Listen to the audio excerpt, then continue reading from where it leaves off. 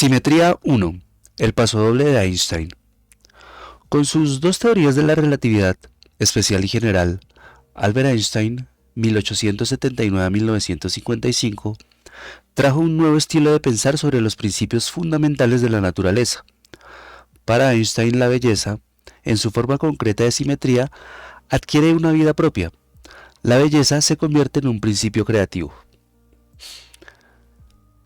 Trasfondo mítico. Al describir su enfoque de la ciencia, Einstein dijo algo que suena inequívocamente precientífico y evoca a aquellos antiguos griegos a los que admiraba. Lo que realmente me interesa es si Dios tuvo alguna opción al crear el mundo. La insinuación de Einstein de que Dios o un artesano hacedor de mundos podría no haber tenido opciones habría escandalizado a Newton o a Maxwell. Encaja muy bien, sin embargo, con la búsqueda pitagórica de una armonía universal, o con el concepto platónico de ideal inmutable. Si el artesano no tenía elección, ¿por qué no la tenía? ¿Qué podría constreñir a un artesano hacedor de mundos? Una posibilidad es que el artesano sea en realidad un artista. Entonces la restricción sería el deseo de belleza. A mí me gusta inferir, y así lo hago, que Einstein pensaba en el estilo de nuestra pregunta. ¿Encarna el mundo ideas bellas? Y que puso su fe en la respuesta sí. La belleza es un concepto vago, pero también lo eran ya puestos conceptos como fuerza y energía. Mediante el diálogo con la naturaleza, los científicos aprendieron a refinar el significado de fuerza y energía, a darles un uso coherente con importantes aspectos de la realidad. Del mismo modo, estudiando la obra del artesano, desarrollamos unos conceptos refinados de simetría y, al final, de belleza, conceptos que reflejan importantes aspectos de la realidad, al tiempo que permanecen fieles al espíritu de su uso en el lenguaje común. Relatividad especial, Galileo y Maxwell. Si Einstein era una reencarnación de Pitágoras, había aprendido mucho en el interín gracias a muchos ciclos de reencarnación. Einstein no lo abandonó. Por supuesto, los descubrimientos de Newton, Maxwell y los demás héroes de la revolución científica, ni tampoco su respeto por la realidad observada y los hechos concretos. Richard Feynman llamó a Einstein un gigante. Tenía la cabeza en las nubes, pero los pies en el suelo. En su teoría de la relatividad especial, Einstein reconcilió dos ideas de sus predecesores que parecían contradictorias. La observación de Galileo de que el movimiento total a velocidad constante deja inmutables las leyes de la naturaleza. Esta idea es fundamental para la astronomía copernicana y está profundamente incorporada en la mecánica de Newton. Las implicaciones que se deriva de las ecuaciones de Maxwell de que la velocidad de la luz es un resultado directo de las leyes básicas de la naturaleza y no puede cambiar, esta es una consecuencia inequívoca de la teoría electrodinámica de la luz de Maxwell, una teoría confirmada por el trabajo experimental de Hertz y muchos otros. Hay una tensión en estas dos ideas. La experiencia indica que la velocidad aparente de cualquier objeto cambiará si tú mismo estás en movimiento. Aquiles alcanza a la tortuga e incluso la adelanta. ¿Por qué tendrían que ser diferentes los rayos de luz? Einstein resolvió esta tensión, analizando de manera crítica las operaciones implicadas en sincronizar los relojes en distintos lugares, y como ese proceso de sincronización cambia por el movimiento total a velocidad constante, Einstein percibió enseguida que el tiempo asignado a un suceso por un observador en movimiento es diferente del tiempo que se le asigna a un observador fijo, de una forma que depende de su posición. Al referirse a los sucesos que observan en común, el tiempo de un observador es una mezcla del espacio y del tiempo del otro, y viceversa. Esta relatividad del espacio y del tiempo es lo que era nuevo en la teoría especial de Einstein. Las dos conjeturas de la teoría ya estaban allí, ampliamente aceptadas antes de su trabajo, pero nadie se había tomado ambas lo bastante en serio para requerir y forzar su reconciliación.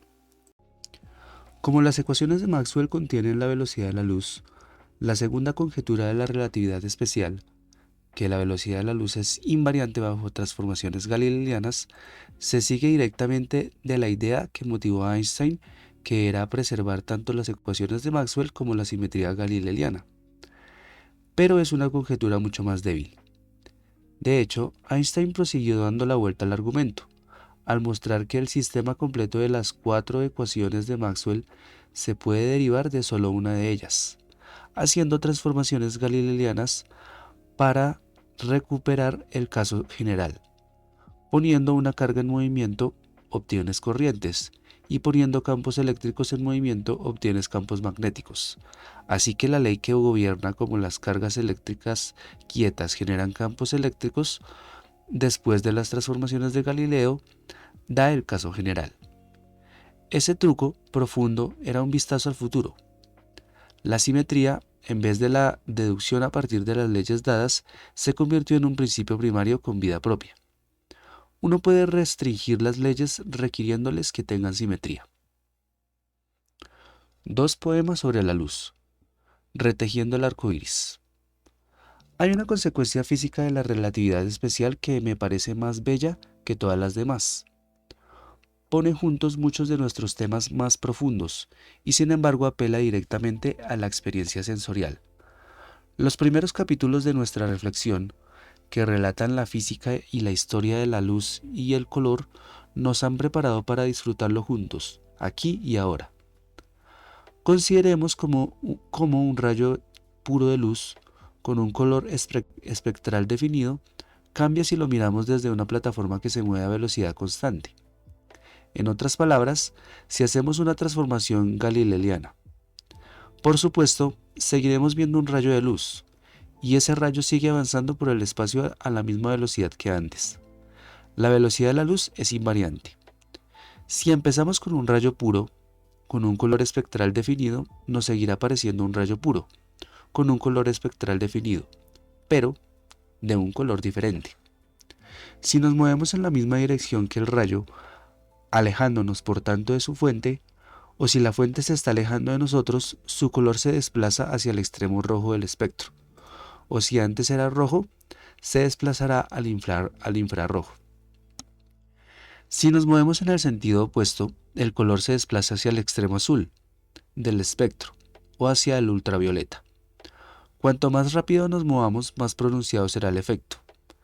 El primer efecto es bastante común en la cosmología, porque las galaxias distantes se están alejando de nosotros, o como solemos decir, el universo se está expandiendo. En ese contexto se conoce como desplazamiento al rojo. Fue precisamente por el desplazamiento al rojo observado en las líneas espectrales conocidas como se descubrió la expansión del universo. Para nosotros, la gran conclusión es esta. Todos los colores se pueden obtener a partir de cualquiera de ellos, por el movimiento o, como lo decimos, haciendo transformaciones galileanas. Puesto que las transformaciones galileanas son simetrías de las leyes de la naturaleza, cualquier color es por completo equivalente a cualquier otro. Todos emergen como distintos aspectos de la misma cosa, vistos desde perspectivas diferentes pero igualmente válidas. Aquí necesitamos una imagen. En la lámina DD puedes ver el patrón de ondas asociado a un rayo puro de luz, un color espectral, emitido por una fuente que se mueve hacia la derecha a 7 décimos de la velocidad de la luz. Lámina DD. Un rayo de luz parece tener diferentes colores para dos observadores en movimiento relativo. Aquí se representa un rayo de luz emitido por una fuente que se mueve hacia la derecha a 7 décimos de la velocidad de la luz. Si estás a la derecha, de manera de que el rayo se mueva hacia ti, el color es azul. Si estás a la izquierda, de modo que el rayo se aleja de ti, aparece rojo. La imagen muestra una instantánea del patrón de ondas con la fuente cerca del centro.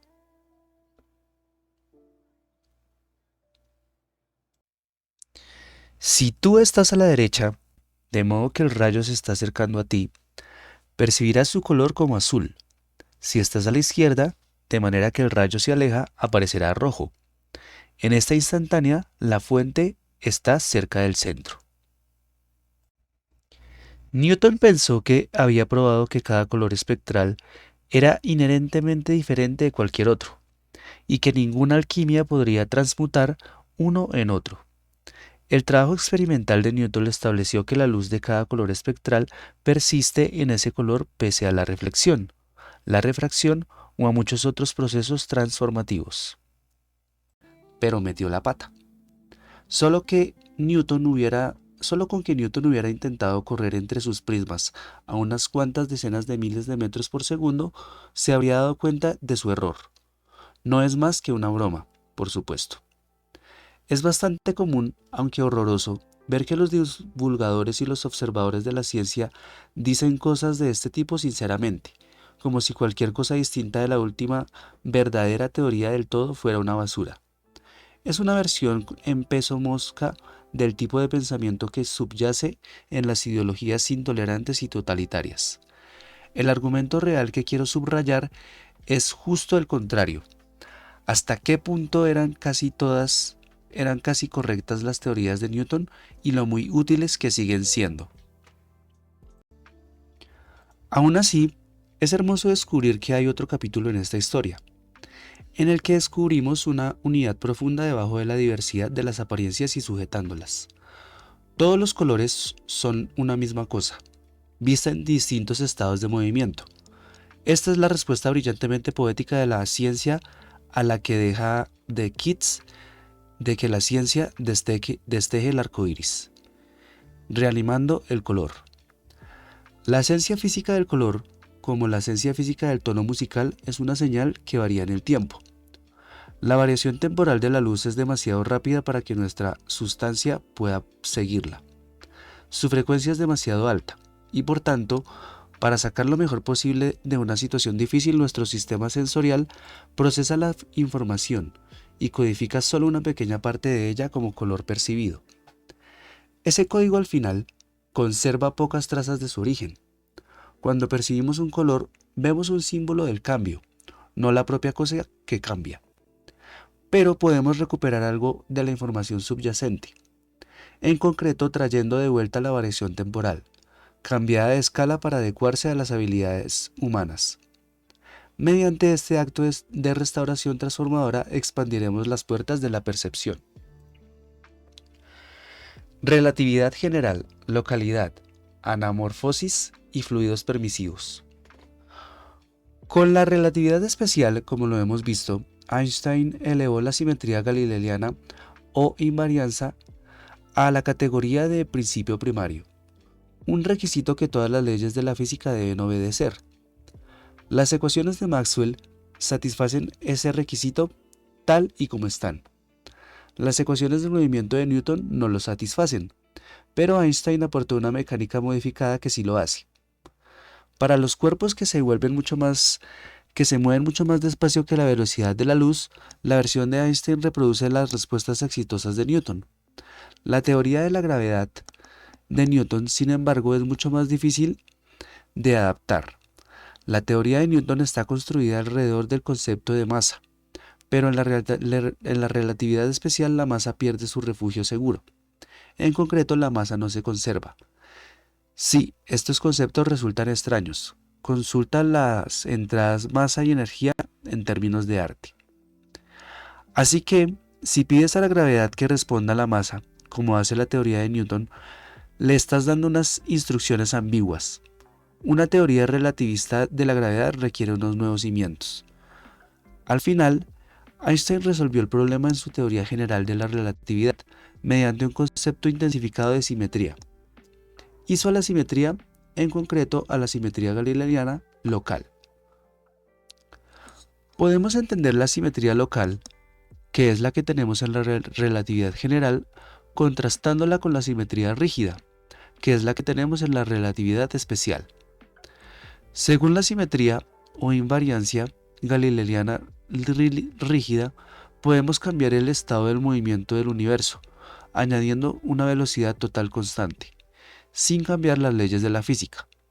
Por otro lado, si cambiamos el movimiento relativo entre diferentes partes del universo, imponiendo velocidades que cambian en el espacio o en el tiempo, debemos esperar cambios en las leyes. Si mueves un imán cerca de la aguja de la brújula, la aguja se mueve. La simetría o invariancia galileana local postula que una clase mucho más amplia de transformaciones deja las leyes sin cambiar. Dice precisamente que podemos elegir que la velocidad añadida sea diferente en diferentes tiempos y espacios. Eso debería sonar escandaloso, pues es exactamente lo que acabamos de decir que no funciona. Pero hay una forma de hacer que funcione, extendiendo la teoría.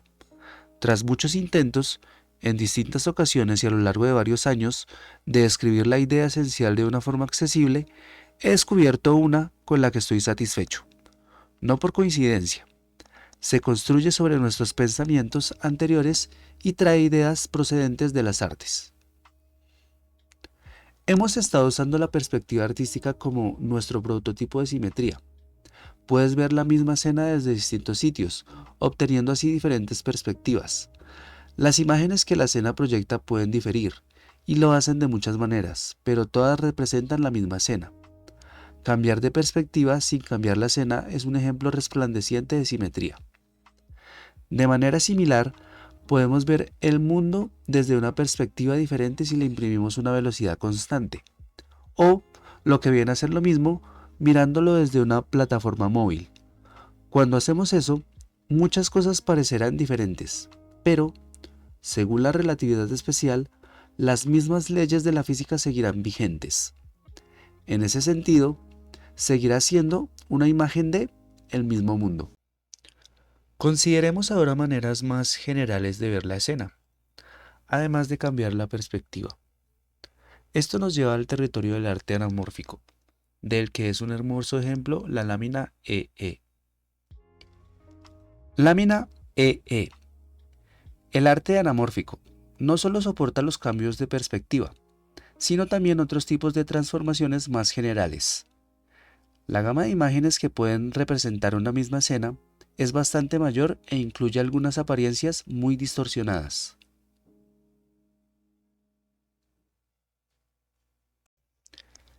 El arte anamórfico utiliza lentes, espejos curvos y otros ingenios para generar imágenes que se reorganizan de maneras interesantes y ricas en formas.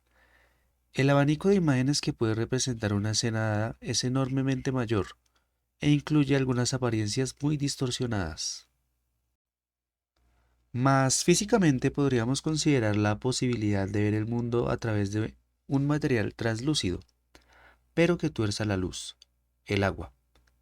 Digamos, podemos incluso imaginar que el agua sea más densa en unos sitios que en otros, de modo que varíe el grado en el que tuerce la luz. Es difícil hacer eso con el agua real, pero no importa. En esta situación, las imágenes que tomamos en distintos sitios pueden estar distorsionadas y parecer realmente muy diferentes. Puede que nos parezcan difíciles de interpretar. Si no entendiéramos el efecto del agua, estaríamos tentados a pensar que las imágenes representan diferentes escenas. Pero si sabemos del agua y reconocemos ese efecto, podemos contar muchas más posibles imágenes como representaciones válidas de nuestra escena.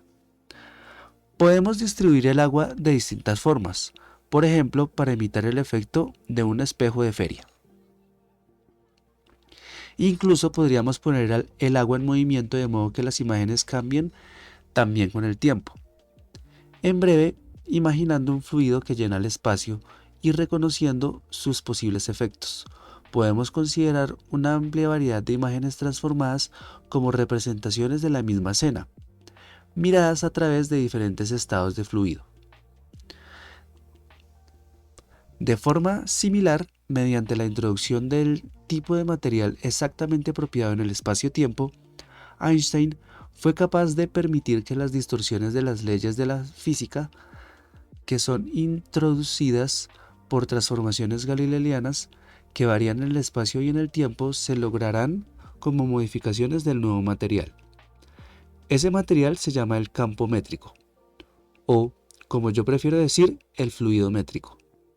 El sistema expandido que contiene el mundo original más un nuevo material hipotético obedece leyes que son las mismas incluso cuando hacemos cambios variables en la velocidad, aunque el estado del fluido métrico cambia. En otras palabras, las ecuaciones del sistema expandido pueden sujetar nuestra enorme y escandalosa simetría local. Podríamos esperar que los sistemas de ecuaciones que soportan esa cantidad enorme de simetría fueran muy especiales y difíciles de hallar. El nuevo material debe tener exactamente las propiedades adecuadas.